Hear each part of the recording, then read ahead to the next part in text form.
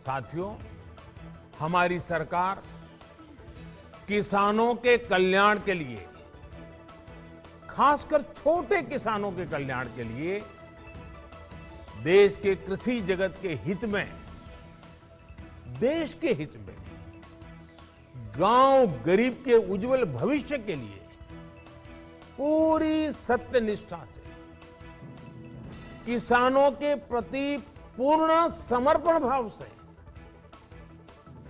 नेक नियत से ये कानून लेकर आई थी। लेकिन इतनी पवित्र बात, पूर्ण रूप से शुद्ध किसानों के हित की बात, हम अपने प्रयासों के बावजूद कुछ किसानों को समझा नहीं पाए।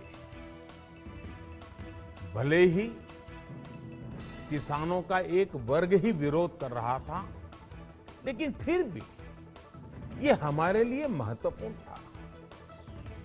कृषि अर्थशास्त्रियों ने, वैज्ञानिकों ने, प्रगतिशील किसानों ने भी उन्हें कृषि कानूनों के महत्व को समझाने का भरपूर प्रयास भी किया। हम पूरी विनम्रता से, खुले मन से उन्हें समझाते रहे। अनेक माध्यमों से व्यक्तिगत और सामूहिक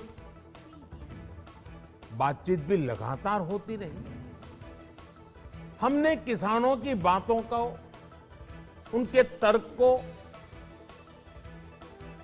समझने में भी कोई कोर कसर बाकी नहीं छोड़ी।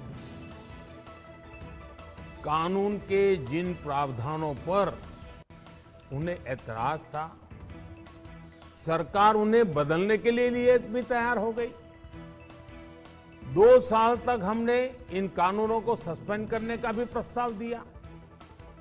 इसी दौरान ये विषय माननीय सर्वोच्च न्यायालय के पास भी चला गया।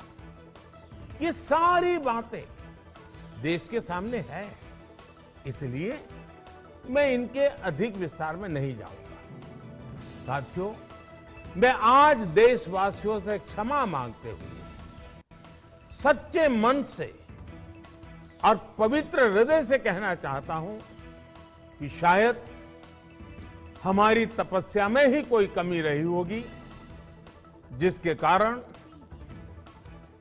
दिए के प्रकाश जैसा सत्य कुछ किसान भाइयों को हम समझा नहीं पाए।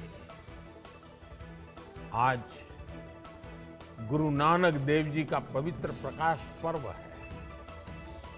ये समय किसी को भी दोष देने का नहीं है। आज मैं आपको, पूरे देश को ये बताने आया हूं कि हमने 3 कृषि कानूनों को वापस लेने का, रिपील करने का निर्णय लिया है। इस महीने के अंत में शुरू होने जा रहे संसद सत्र में, इसी महीने में, हम 3 कृषि कानूनों को रिपील करने की संवैधानिक प्रक्रिया को पूरा कर देंगे। साथियों, मैं आज अपने सभी आंदोलनरत किसान साथियों से आग्रह कर रहा हूं, आज गुरु पर्व का पवित्र दिन है। अब आप अपने अपने घर लौटे, अपने खेत में लौटे, अपने परिवार के बीच लौटे। आइए एक नई शुरुआत करते हैं, नए सिरे से आगे बढ़ते हैं।